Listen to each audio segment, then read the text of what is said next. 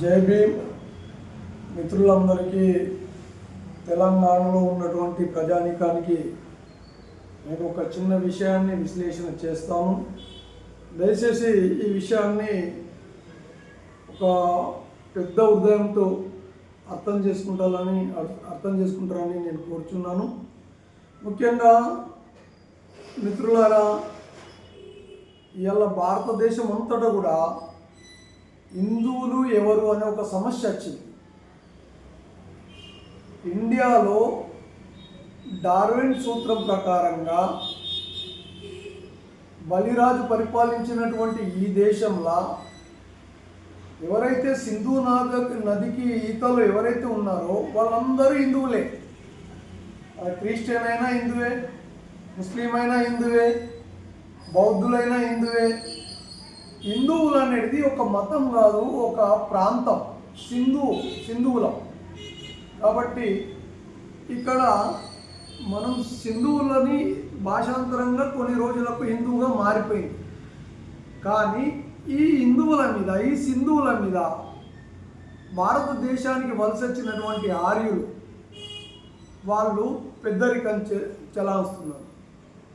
ఈ ఆర్యులు ఎవరైతే ఉన్నారో వాళ్ళ ధర్మం వైదిక ధర్మం, వాళ్ళ హిందూ ధర్మం కాదు. మీకు ఈ యొక్క మ్యాప్ని చూస్తున్నాను మిత్రులారా.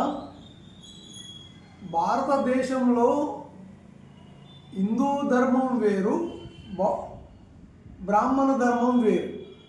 హిందూ ధర్మం వేరు, బ్రాహ్మణ ధర్మం వేరు. సరే, హిందువులం హిందువులం అనుకున్నప్పటికీ సరే, ఇప్పుడు ప్రజలు అనుసరిస్తున్న పద్ధతిగానే నేను మాట్లాడుతున్నాను. బ్రాహ్మణ ధర్మం వేరు, హిందూ ధర్మం వేరు. బ్రాహ్మణ ధర్మం ఏం చెప్తుంది? బ్రాహ్మ తల నుండి క్షత్రియులు బ్రాహ్మణులు పుట్టారట, క్షత్రియులేమో భుజాల నుంచి పుట్టారట, వైశ్యులేమో శూద్రులు తొడల నుంచి పుట్టారట. అయితే శూద్రులు భారతదేశంలో రెడ్డి, వెల్మ, కమ్మ, కాపు, గురడి, మిగతా ఎవరైతే అన్ని కులాలు ఉన్నాయో ఈ పాదాల నుంచి పుట్టారట, వీళ్ళని శూద్రులు అంటారు. అయితే అతి శూద్రులు అంటే అంటరాని వాళ్ళుగా ఇప్పుడు ఏదైతే ఎస్సీ ఎస్టీలు ఉన్నారో వాళ్ళేంటిది పంచములట.